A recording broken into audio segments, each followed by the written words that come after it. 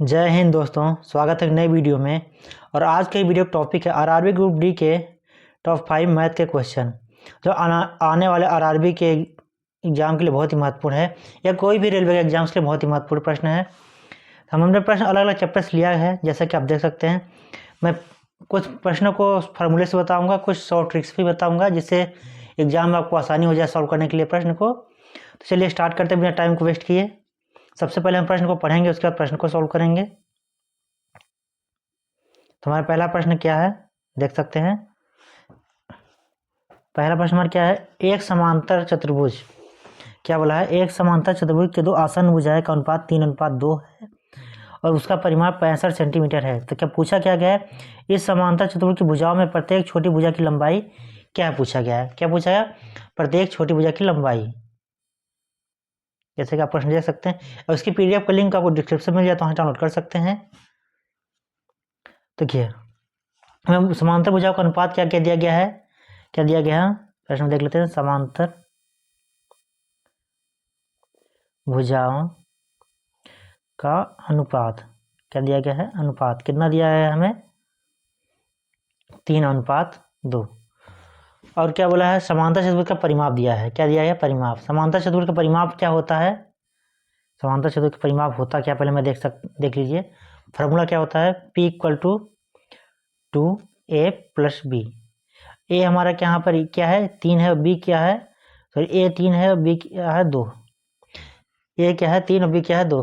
हमें क्या लिखेंगे, 3 और 2 में क्या लिख देंगे, x लिख देंगे। क्या लिख देंगे, x। सबसे पहले हम x की वैल्यू निकालेंगे, उसके बाद क्या निकालना है हमें, छोटी भुजा का मान क्या होगा, पूछा क्या है। तो हम देख लेते हैं p हमारा, देखें p हमारा परिमाप कितना दिया गया है, या इसको नेक्स्ट पेज पर लिख लेता हूं मैं। देखिए ये हमारा परिमाप कितना दिया गया है, देख सकते हैं यहाँ पर, इसी में देख लीजिए आप। परिमाप क्या दिया गया हमारा, 64 कितना दिया, सॉरी 65 कितना दिया गया है, 65। परिमाप कितना लिखते हैं, 65 यहाँ लिख लेते हैं। उसके बाद क्या 2, यहाँ क्या 3x प्लस क्या लिख देंगे, 2x। अब इसको सॉल्व करेंगे तो हमारा क्या हो जाएगा, आगे वाले पेज पर देख लेते हैं हम लोग।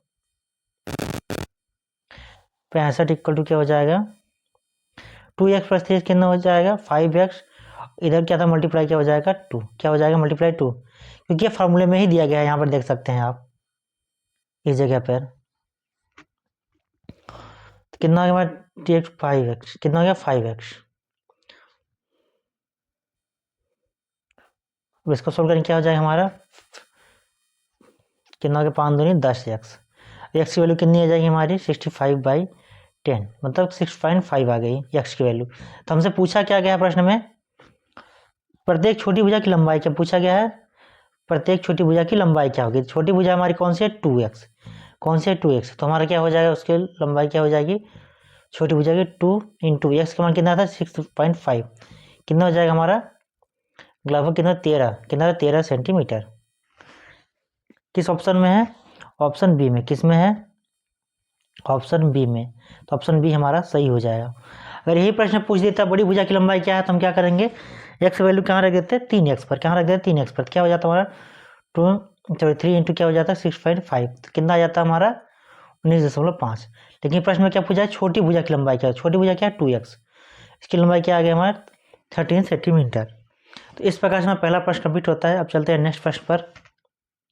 कुछ भी डाउट कमेंट बॉक्स में पूछ सकते हैं आप। ये हमारा आ गया दूसरा प्रश्न, किससे संबंधित है, परसेंटेज से। किस टॉपिक से संबंधित, परसेंटेज से, परसेंटेज से संबंधित है। इसकी 2 ट्रिक होती है, मैं पहली ट्रिक बता देता हूँ। एक फार्मूला होता है और ये किसका, पहले प्रश्न को पढ़ते हैं उसके बाद आगे डिस्कशन करते हैं। चलिए प्रश्न में क्या बोला है, राजीव के वेतन में पहले 40% कमी हुई और 50% की क्या हुई, फिर वृद्धि हुई। तो नया वेतन और आरंभिक वेतन से कितने % कम, यह पूछा गया है। तो एक सिंपल फार्मूला इसका क्या होता है, x + y, या प्लस माइनस हो सकते हैं, यहाँ भी प्लस माइनस होगा। और x × y मल्टीप्लाई क्या होता है, 100। यहाँ भी जैसे यहाँ भी प्लस माइनस होगा। अगर यहाँ दोनों प्लस प्लस है तो यहाँ प्लस होगा, यहाँ एक प्लस एक माइनस होगा तो यहाँ माइनस होगा। तो हमारा फार्मूला से आ जाते हैं।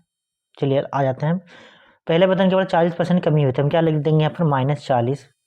उसके बाद केवल 50% वृद्धि हुई थी, हम क्या लिख देंगे, 50। अब क्या बोला, माइनस और प्लस थे, हम माइनस प्लस को मल्टीप्लाई क्या हो गया, माइनस हो जाएगा। और एक्स इंटू वाई, एक्स क्या 40, वाई क्या हमारा 50। कुछ नहीं करेंगे, इसमें 100 का भाग दे देंगे। एक शून्य से एक शून्य कट गया, एक शून्य से ये कट गया, तो हमारा कितना आ जाएगा, -40 + 50। अब 500 का कितना हो जाएगा, 20। कितना हो जाएगा, 20। हमारा क्या आ रहा है, 40 - 20 कितना, -60, क्या हो जाएगा, +50 कितना हो गया, 10। क्या हो रहा है, माइनस। तो माइनस का मतलब क्या होता है, यहाँ पर कमी हो रही है। क्या हो रही है, कमी। प्रश्न में क्या पूछा गया है, उसके आरंभिक वेतन से कितने % कम है। कितने % कम है, 10% कम है। कितने % कम है, 10। इस फॉर्मूले से आप रखेंगे तो बहुत ईजी तरीके से हो जाए। यह सक्सेसिव कैसे परसेंटेज का, अगर परसेंटेज का पूरा चैप्टर पढ़ेंगे या फिर पूरा डिटेल्स पढ़ेंगे तो आपको सक्सेसिव केस का पता चलेगा कैसे सॉल्व करते हैं। फॉर्मूले से बहुत ईजी तरीके से हो जाता है। दूसरा तरीका थोड़ा लेंदी है, परसेंटेज का निकालना पड़ता है। जैसे कि 40% कितना हो जाएगा, 40 100/100 करेंगे तो 2/5 होगा। इस प्रकार से निकालना पड़ेगा। लेकिन ये सक्सेसिव कैसे पता चलेगा, ये अगर नॉर्मल दिया रहेगा परसेंटेज तो अच्छी % है ये सक्सेसिव केस लगेगा। यहाँ पर ये फॉर्मूला लगेगा। अगर यहाँ प्लस है तो प्लस, माइनस है तो माइनस, उस अनुसार लगाएंगे। जैसे यहाँ पर क्या, माइनस क्या बोला, 40% कमी हुई तो हमने क्या लगा दिया, पहले से माइनस लगा दिया। उसके बाद क्या बोला गया, 50% की वृद्धि हुई तो हमने क्या किया, +50 लिख दिया।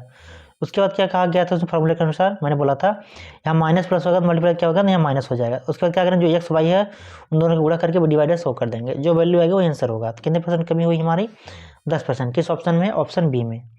तो इस प्रकार से हमारा दूसरा प्रश्न कंप्लीट होता है। हम चलते प्रश्न नंबर 3 पर। ये आ गया हमारा प्रश्न नंबर 3। ये हमारा प्रश्न नंबर 3 में से पूछा क्या गया है, यदि किसी वस्तु का क्रय मूल्य 4500 है और 5% है तो वस्तु का विक्रय मूल्य ज्ञात करने के लिए बोला है। तो विक्रय मूल्य का सिर्फ फार्मूले से बताता हूँ मैं, फिर दूसरा तरीका बताऊंगा। इसका फार्मूला क्या होता है, विक्रय मूल्य इक्वल टू क्या हो जाएगा हमारा, या फिर इसको सेलिंग भी बोल सकते हैं आप, सेलिंग प्राइस भी बोल सकते हैं इसको आप। क्या हो जाता है, क्रय मूल्य और उसके बाद क्या हो जाए 100 पर क्या हो जाए फिर लाभ,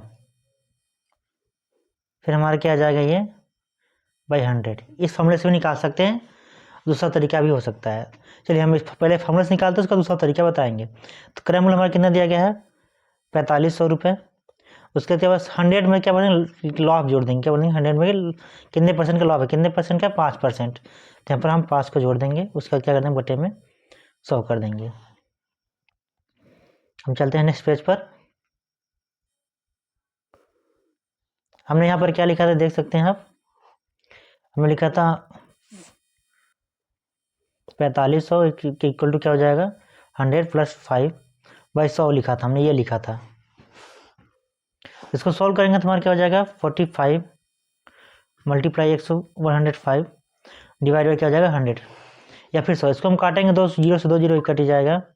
इन दो इसको मल्टीप्लाई करेंगे 105 से 45 कितना आ जाएगा हमारा, 45 × 105 कितना आ जाएगा हमारा, कितने रुपये आ जाएगा, 4725 या 4725 रुपये हमारा क्या आ जाएगा, हम विक्रय मूल्य क्या आ जाएगा, सेलिंग प्राइस आ जाएगी।